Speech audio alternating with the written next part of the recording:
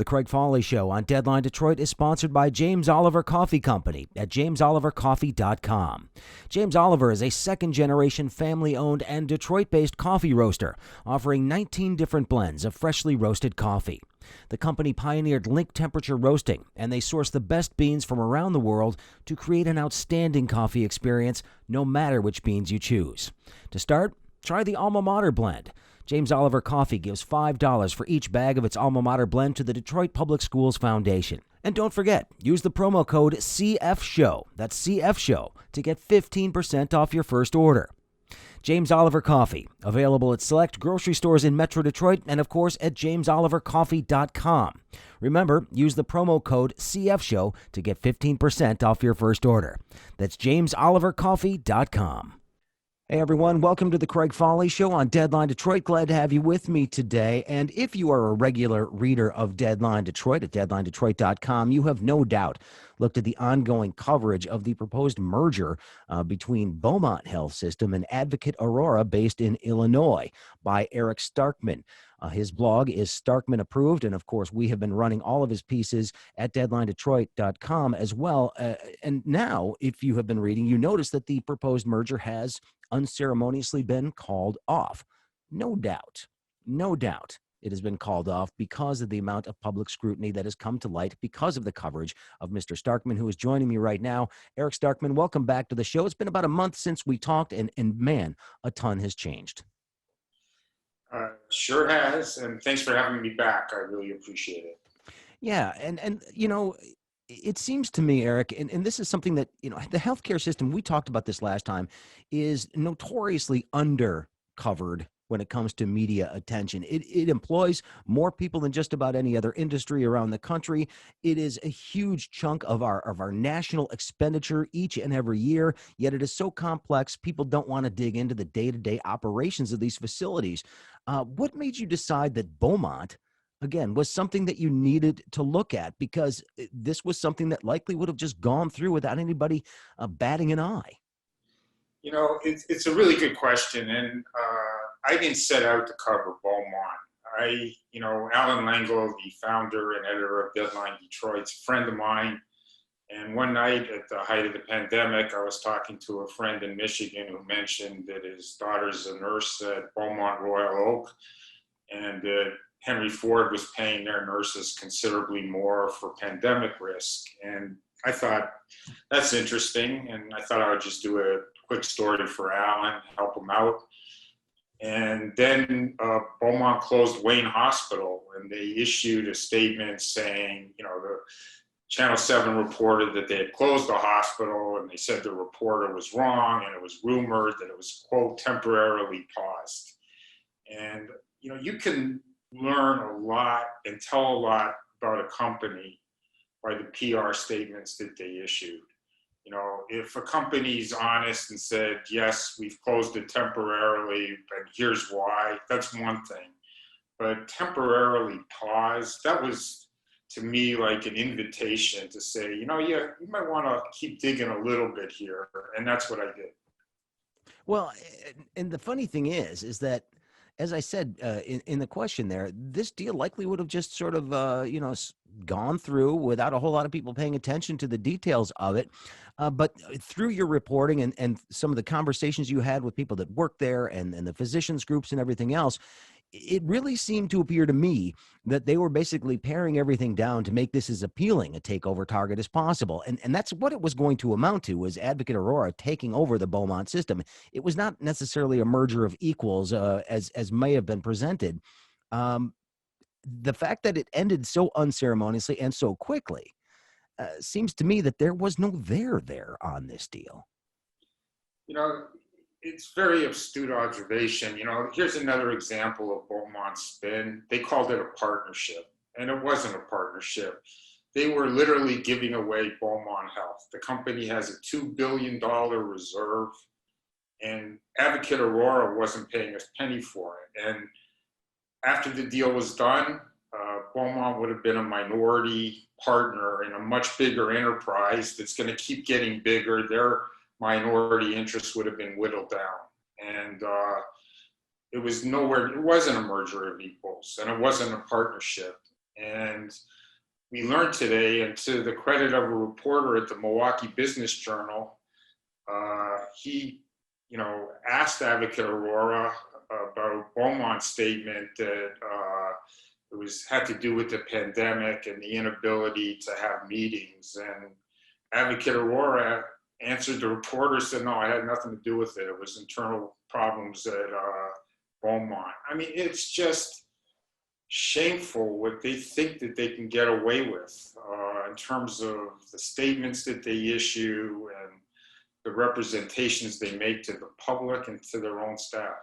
Well, I mean, the slightest bit of sunshine on this deal, Eric, seemed to derail this whole merger plan. Once people actually started looking at it, including people like Andy Levin, of course, a congressperson, Beaumont Health is headquartered in his district. Once he said he wasn't going to support it, it seems that the wheels completely fell off of this. But once everybody actually started looking at it, they had no leg to stand on in terms of justifying what they were doing here.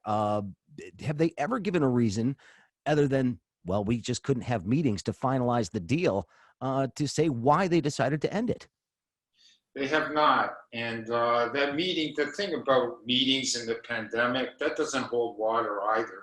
Beaumont forced their admin people to come back weeks ago. And I'm not sure the status now. I think it's been relaxed a little bit. But all the admin people were considered critical and had to go back into the office. So if their admin people can go work face to face, why can't you have meetings face to face? And moreover, if hospitals cannot conduct safely face to face meetings when they need to, then no business should have any employees in their office, because who should know better about, COVID safety than the hospitals? Well, Eric Starkman, my guest again, his blog is Starkman Approved. He's been covering the proposed merger that is now canceled between Advocate Aurora and Beaumont Health of Royal Oak. Like I said, this thing fizzled as soon as the sunlight touched it. And that was the weird part about it, is I have not heard anybody on either the board or the administration at this point saying, look, this is a good deal. We should go forward with this. Instead, they basically buckled when the first bit of scrutiny came on there. I've never seen a company that was dead set in a merger that has been willing to bail on the prospect so simply here. Well, I don't think they bailed so simply. I think that you had donors, there was about 22 donors that got together, and they actually didn't oppose the merger in their letter. They said they wanted things worked out. But my understanding is that even the donors were split. That a lot of the donors want, John Fox and his deputies fired, and that they're actually against the merger. Yeah, but at the same time, I mean, it took some public pressure for them to actually really start to voice their opposition to this. I mean, employees often don't feel like they have a voice in these types of situations. They got brave towards the end of this. And part of that was, you're digging, you're looking into this. At what point do you think this sort of the switch flipped on this one and people started saying, maybe this isn't in the best interests of one, my job, two, the system, and Southeast Michigan? This is speculation on my part, but I think the letter that Mark Shavetsky, and I'm not sure how you pronounce his name, but he's a real hero in this story. He didn't, join forces with the rest of the donors. He wrote his own letter, and I got to tell you, I've read that letter multiple times because, I'm really envious of how he structured it. The logic, it was very well done. And I think that letter, just crystallized for anybody who really wanted to understand the issues. This was a really, really bad deal. Well, here's the situation that Beaumont finds itself in now, though. You've got a CEO who has tried to basically work through two different mergers at this point in time. Both of them have not come to fruition.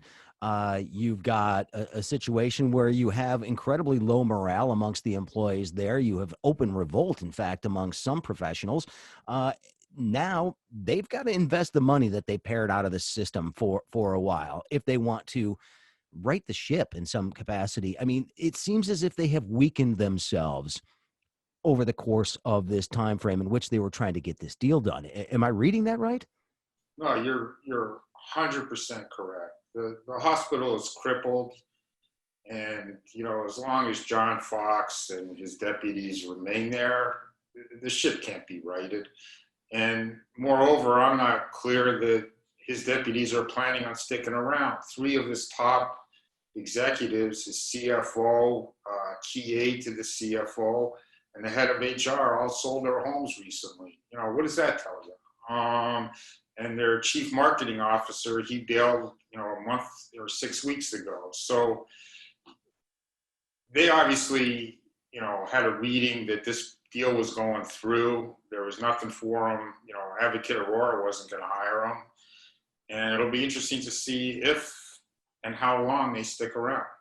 Well, and I guess the attention is now going to shift a little bit. I mean, Fox had his opportunity to get this deal done. He did not get it done. As you mentioned, I mean, the confidence level in him has got to be pretty low. So now it seems that the board of Beaumont actually has to take some positive steps here, or some steps in any way, to show that they actually are handling their oversight role. Which to this point, it's not clear that they have been. At what point does this board not at least be perceived to be just, somebody who's going to, rubber stamp just about anything the CEO is looking to do? Well, so far, that's what they've done. It's like, according to Mark Shabesky, and again, I apologize if I'm mispronouncing his name, but according to his letter, the board is divided. Now, he moves in those circles. I don't. So if he wrote that, and he was a senior partner at Honigman Miller. This guy, you can rest assured anything in that letter was not, conjecture, that he knew he had it nailed down. And according to his letter, the board is split. That half the board wants Fox gone and the team gone, and the other half doesn't. It's my understanding that John Lewis, the board chair, is, Fox's champion and protector. And, he's the one who's ultimately responsible for bringing John Fox in. And he's standing by the guy. But you have to wonder how long that can last. Like I said, it seems as if Fox was brought in specifically to try to get these types of things accomplished, get some mergers either grow or get new partners, expand their presence. It's not happening. And at the same time, the reputation of the hospital is taking a pretty big hit at the moment because, hospitals normally aren't in the news unless there's something really bad going on there. And so from a PR perspective, yeah, they've got some damage control to do there, but it seems as if their root problems are a little bit deeper. They've got some fixing to do of the systems that they've dismantled in an attempt to make this a more appealing partnership target. They've got some real issues that I don't know how they're going to solve them. And, the watershed moment in Beaumont's decline was awarding this outsourcing contract to a company called North Star Anesthesia out of Dallas. And, this company, the mindset of Beaumont was that all the doctors that were currently working for the previous outsourcing company would all join force, would all go work to North Star. That's not happening, in part because, there's lawsuits that prevent them from going to work for North Star. But these are fellowships, particularly at northern hospitals. The majority of them are fellowship trained, which means they have advanced training to do things like liver transplants and, really advanced cardiac surgery. And, they've already lost half the staff already. So you've got this critical problem of losing this world-class team of anesthesiologists that the world-class surgeons rely on. And the heads of cardiac surgery, of cardiology department at Beaumont Royal Oak, which is where the majority of the cardiac cases are done, wrote a letter to the chair to John Lewis himself. They didn't even write the letter to John Fox saying that they did not have confidence in North Star. That is serious stuff. And it makes a statement that they didn't even send the letter to John Fox. They sent it to the board chair. That's really unusual and shows their mindset of that they didn't think they were going to get hurt if they sent the letter to John Fox. Well, as you point out, I mean, John Fox has admitted that his goal was to look for a partner for Beaumont. That's one of the main things that he was trying to do in his tenure here. There's 2 failed attempts at this point in time. Beaumont does not seem like an attractive potential partner at this point in time. What's the likelihood that Fox could find somebody else that might be willing to look at a partnership or some kind of a merger, or are they pretty much just on their own now? I don't want to get into the speculation because, I'm not an M&A expert, but, at this point, you want your hospital, you want the head of the hospital and the people that work there to be part of your community, people that have ties to the community, to your church, to your synagogue, to your mosque, whatever. But at this point, Beaumont's been crippled, and Cleveland Clinic, it's not that far away. And like, if they were going to give it away anyhow, imagine if Cleveland Clinic were to take over Beaumont, you could potentially do something great. Now, I don't know if Cleveland Clinic would want Beaumont. They might say there's just too many problems, but there's still some good people there. They've got Beaumont's got a great bunch of people working there. And I've really been touched by, I've interacted with dozens of Beaumont people, and what a great bunch of committed people, committed to healthcare, put themselves at great risk of reaching out to me, but they feel that patient care has been compromised, and they put patient care ahead of their own interests. And, there's still a lot of good stuff left in Beaumont. You just need a leader that appreciates it and can salvage it. Well, if you look at it from the healthcare industry perspective, Beaumont has a lot going for it. A quality payer mix, great locations in some great suburban spots where you're going to have a higher percentage of people with insurance that are going to be able to pay their bills. They don't have a ton of indigent care on their books compared to some of the hospitals in the DMC, for instance. They are primed to make profit, to potentially do a good job. Obviously, they're nonprofit, but at the same time, you still want to make money, so you can have a $2 billion fund in the books. Do you get a sense from any of the people that you've talked to that their reputation as being sort of this premier health institute in the region is taking a hit as a result of this?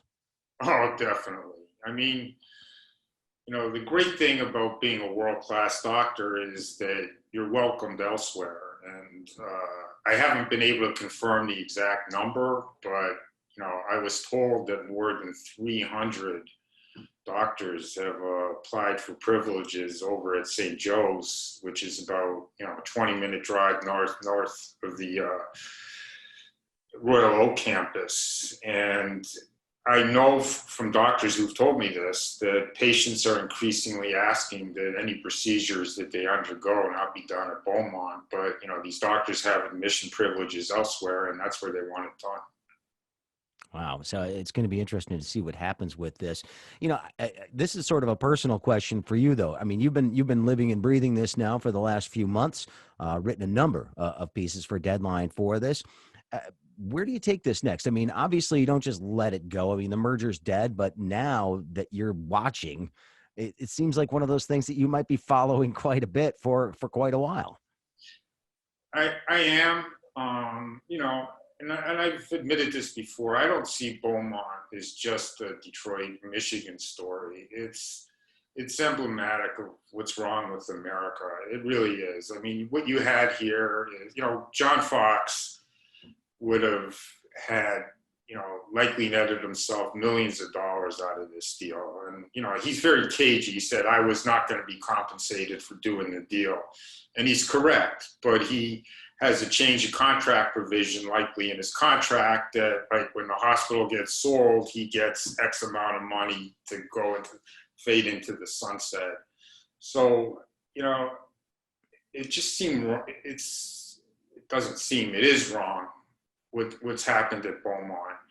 And I'm pursuing some other things that I've learned that are going on that are quite concerning. And, you know, I don't want to, you know, start throwing stuff out there until I have it 100% nailed down. But this story's not over yet.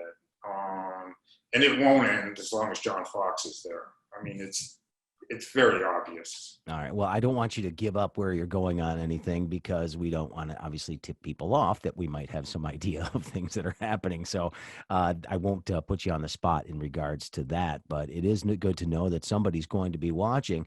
You know, I guess this is a question. This is not what you normally started covering. You know, the healthcare industry, again, it's very nuanced. It's very specialized.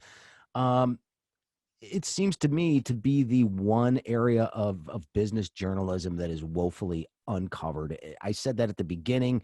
I mean, now that you're learning a little bit more, what have you learned about the healthcare system that you didn't know before, and how much more is there to dig through? Unbelievable. It's a great question. And it's unbelievable what I've learned about the industry and the opportunity for, I better be careful with my choice of words, but for conflicts of interest. And it's very poorly regulated. And these are supposedly not-for-profit companies. And let me give you an example, because this is something, you know, I think the Attorney General should weigh in on and hasn't. But, you know, not-for-profits, they have to file what's known as a 990. And like in those statements, you find out which John Fox and his deputies are all making, the top 10 employees in the organization. They haven't filed that report. And so we don't know what John Fox earned in 2019. You know, in 2018 and 2017, it was close to $6 million. But we don't know what he got. The other thing that's major unknown is that the 990 show that the former CEO of Oakwood, he's been getting money for years that amounted to $9 million after he left. I mean, $9 million, and he hasn't worked at the organization since 2014. But we don't know if there's more payments forthcoming. That would show up in the 990, and they haven't filed it. They haven't filed their community report. This is the report that justifies that they're a nonprofit, all the things that they do to justify being a nonprofit. They haven't filed that report either.